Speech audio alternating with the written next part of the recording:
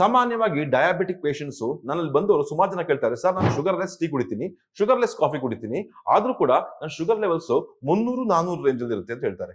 ಜೊತೆಗೆ ಏನ್ ತಿಂತೀರಾ ಅಂತ ಕೇಳಿದಾಗ ಬಿಸ್ಕೆಟ್ ರಸ್ಕೋ ತಿಂತೀನಿ ಅಂತ ಹೇಳ್ತಾರೆ. ವೀಕ್ಷಕರೇ, ನಿಮಗೊಂದು ಗೊತ್ತಿರಲಿ, ನೀವು ತಿನ್ನುವಂತ ಒಂದು ಬಿಸ್ಕೆಟ್ ನಲ್ಲಿ 1 ಟೀ ಸ್ಪೂನ್ ಶುಗರ್ ಇರುತ್ತೆ. ನೀವು 2-3 ತಿಂದ್ರೆ 2-3 ಟೀ ಸ್ಪೂನ್ ಶುಗರ್ ತಿಂದಂಗೆನೆ. ನೀವು 1 ಸ್ಪೂನ್ ಅಲ್ಲಿಗೆ ಅವಾಯ್ಡ್ ಮಾಡ್ಬಿಟ್ಟು ಇಲ್ಲಿ 2-3 ಟೀ ಸ್ಪೂನ್ ಇರುವಂತ ಬಿಸ್ಕೆಟ್ಸ್ ತಿಂದ ತಕ್ಷಣ ನಿಮ್ ಶುಗರ್ ಲೆವೆಲ್ ನಾರ್ಮಲ್ ರೈಸೇ ಆಗುತ್ತೆ. ಅಷ್ಟೇ ಯಾಕೆ, ನೀವು ತಿನ್ನುವಂತ ಒಂದು ಚಪಾತಿಲಿ 5 ಟೀ ಸ್ಪೂನ್ ಶುಗರ್ ಇರುತ್ತೆ.